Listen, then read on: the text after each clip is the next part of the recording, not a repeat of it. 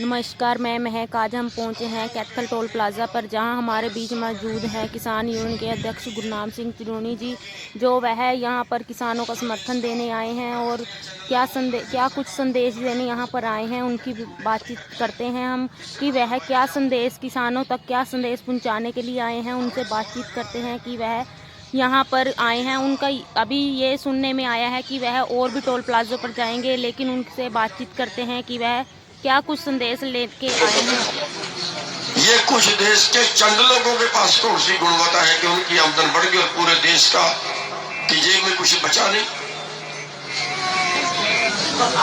आज देश का रिकॉर्ड बता रहा है, एक आदमी की 1 घंटे की आमदन 90 करोड़ 1 घंटे की, और दूसरे आदमी की आमदन 1 साल की केवल 20,000। 1 साल की एक परिवार की 20,000। सरकार का रिकॉर्ड बता रहा है, मेरा नहीं।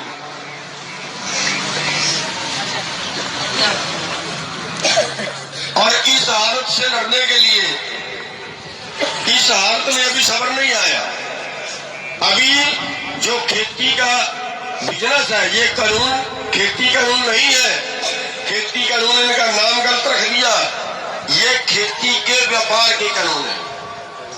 अभी खेती का व्यापार बना के उस व्यापार को पूंजीपतियों के हवाले कर दिया गया, और ये खरबों का व्यापार है। और इस खरबों के व्यापार से व्यापारी और जो पूंजीपति है वो और अमीर होंगे। अभी यहाँ सब्र नहीं हुआ है। अभी गरीब आदमी की जेब से पैसा निकलेगा, अमीर आदमी की जेब में और जाएगा।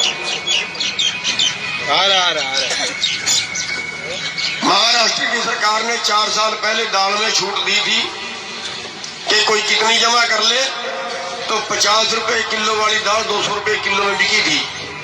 सवाल किसानों का नहीं है, सारा देश खाता है। सारे देश ने खाई थी, किसानों का नहीं, खाने वालों का ज्यादा झगड़ा है। यहाँ 25% बात खाने वाले की है, पैदा करने वाले की है, और 75% बात खाने वालों की। आलू 40 रुपए किलो बिका है, 7 रुपए में खरीदा है। प्याज 8 रुपए में खरीदा और 80 रुपए किलो में बिका है। किसने खाया? जितनी भी, वो इतना सा जरूर है कि जो न्यूनतम समर्थन मूल्य की लड़ाई है, वो अकेले किसान की उसको मान सकते हैं, किसान की और मजदूर की उसको मान सकते हैं। सरकार रोज टेलीविजन में बयान देती है कि एमएसपी तो हम दे रहे हैं, न्यूनतम समर्थन मूल्य तो हम दे रहे हैं। लेकिन आपको बता दें,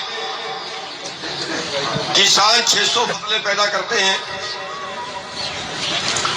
मिर्च मसाले दवाई बूटी सही 600 फसलें पैदा करता है किसान पूरे देश में।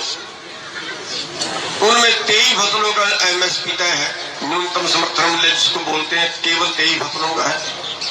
और उन 23 फसलों की जो न्यूनतम मूल्य, स्वामीनाथन आयोग तो भाड़ में गया, जो न्यूनतम मूल्य जो सरकार दे रही है, जो तय कर रही है, जो लिख रहे हैं, उसकी कीमत बनती है 17 लाख करोड़ रुपए। और हमारी जेब में आ रहा है 13 लाख करोड़ से 14 लाख करोड़ रुपए। यानी हर साल 3 लाख करोड़ से 4 लाख करोड़ का घाटा देश के किसानों को हो रहा है। 17-18 में रिपोर्ट आई है कि पिछले 15 साल के अंदर जो न्यूनतम से कम मिला, कम से भी जो से कम मिला, वो है 45 लाख करोड़। और यही कारण है देश की जीडीपी डाउन जाने का। अगर 3 लाख से 4 लाख करोड़ रुपया और किसानों को मिले हर साल, तो वो पैसा मार्केट में घूमेगा। आप दुकान से माल खरीदोगे, दुकान वाला व्यापारी से खरीदेगा, व्यापारी फैक्ट्री से खरीदेगा, वो पैसा मार्केट में घूमेगा, लेन देन बढ़ेगा, उसी को बोलते हैं देश की जीडीपी। लेकिन यहाँ क्या कर रहे हैं?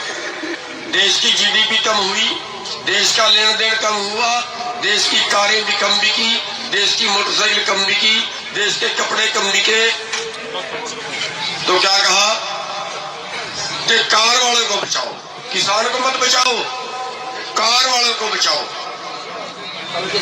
5 लाख करोड़ रुपया पिछले साल देश के खजाने से निकाला। 70,000 करोड़ अकेली मारुति को 70,000 करोड़ दान किया। मारुति को बचाओ। किसान आत्महत्या करता है, कर्जे में कोई वारिस नहीं है हमारा, कोई हमें बचाने के लिए आगे नहीं आता। किसान के कर्जे की बात करते हैं तो बड़े बड़े अर्थशास्त्री खड़े हो जाते हैं। मारुति को 70,000 करोड़ दिया गया, देश में एक भी अर्थशास्त्री नहीं बोला। 70,000 करोड़ देश के बिल्डर जो ये बड़ी बड़ी बिल्डिंगें बना रहे हैं, कहते घाटा पड़ गया, इन्होंने बिल्डिंगें बनाई, बिकी नहीं है, सस्ती आ गई, मंदा आ गया, इनको बचाओ। बिल्डरों को एक देश में एक भी बिल्डर फांसी लेके मरा क्या? 70,000 करोड़ दिया गया देश के बिल्डरों को, और ऐसे निकाल के 5 लाख करोड़ रुपया इन पूंजीपतियों को बांट दिया। वो पैसा देश के पास है, लेकिन जब बात किसान की आती है, जब बात छोटे तबके की आती है, जब बात किसी के इलाज फ्री करने की आती है, जब बात मूलभूत सुविधाओं की आती है, सरकार के पास पैसा नहीं।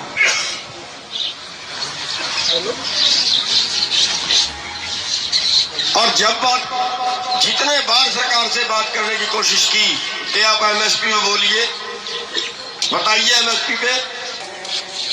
जब हमने अमित शाह से सवाल किया था, कृषि मंत्री से सवाल किया था कि बताइए, हम तो न्यूनतम की बात कर रहे हैं, सबसे कम भाव, अगर वो भी हमें ना मिले, लागत के हिसाब से नहीं है, लागत से कम है,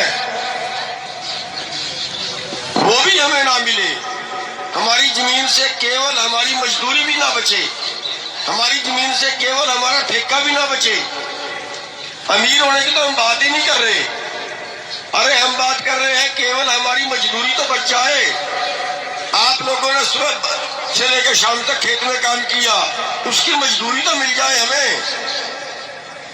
हमें तो केवल मजदूरी नहीं मिल रही है, अगर मजदूरी मिल जाए तो भी हमारे परिवार चल जाए। और हम उसके लिए लड़ रहे हैं, और उसके लिए लड़ें, और फिर सरकार हमारे पे कसाई हत्था खोले, मुकदमे पर मुकदमा दर्ज करे और गुंडे लेके आए हमें मरवाने के लिए, फिर इससे बड़ा अत्याचार और क्या हो सकता है। लेकिन हम उस अत्याचार का मुंह तोड़ जवाब देंगे। इससे बड़ा देशद्रोह नहीं हो सकता कि एक सत्ता पार्टी अपने गुंडे भेजे हमें मरवाने के लिए, अपने गुंडों को डंडे देके भेजे, उनका एमएलए बयान दे कि हमें छूट दें, हम इनका कत्ल कर देंगे, हम सड़कें खून से लाल कर देंगे। ये हैं हमारे देश के नेता, और फिर मुकदमा दर्ज नहीं होता उन लोगों के ऊपर कि हम किसानों का कत्ल कर देंगे, हम सड़कें लाल कर देंगे खून से। क्या चाहते हैं ये लोग? अपने आप लाल किले पे झंडा चढ़वाया, और तो शुक्र है ऊपर वाले का, अमित शाह से और मोदी से उसकी फोटो मिल गई, अगर ना मिलती तो कत्लेआम मच गया था। फिर अपने गुंडे खड़े कर दिए बट्टे मरवाने के लिए, पंजाब की ट्रालियां जा रही हैं, उनको बट्टे मार रहे हैं, रास्ते में खड़ा कर दिया था बवाल। और शुक्र है आप लोग समझदार थे, दोबारा से पटरी पे बात आ गई। अभी बता रहे हैं कल परसों में सोना के आसपास कहीं गुरुद्वारे पे कोई हमला करवाया है, वहां पे सिखों के घर थे, वहां पे उनके बट्टे बुट्टे मारे हैं, वहां पे डंडे मारे हैं उनको। ऐसी घटना का पता चला है। इससे बड़ा देशद्रोह क्या हो सकता है? जो भाई को भाई से लड़वा दे, उससे बड़ा देशद्रोह क्या हो सकता है? इतने बड़े षड्यंत्र ये कर सकते हैं, ये तो हम सोच भी नहीं सकते। कहां ले जाना चाहते हैं इस देश को?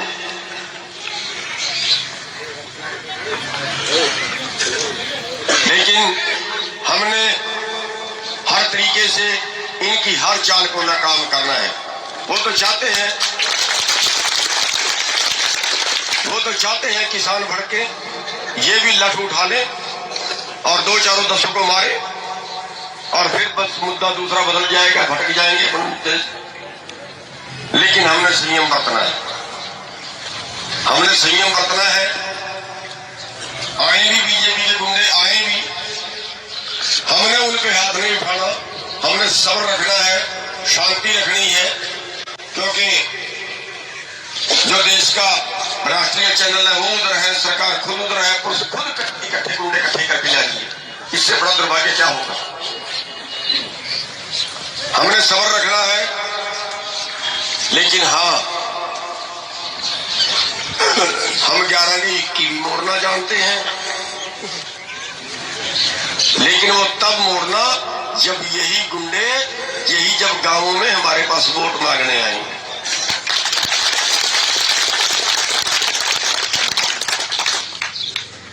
ये बहुत कुछ कर रहे हैं, बहुत से षड्यंत्र रच रहे हैं और अभी बहुत से रचेंगे।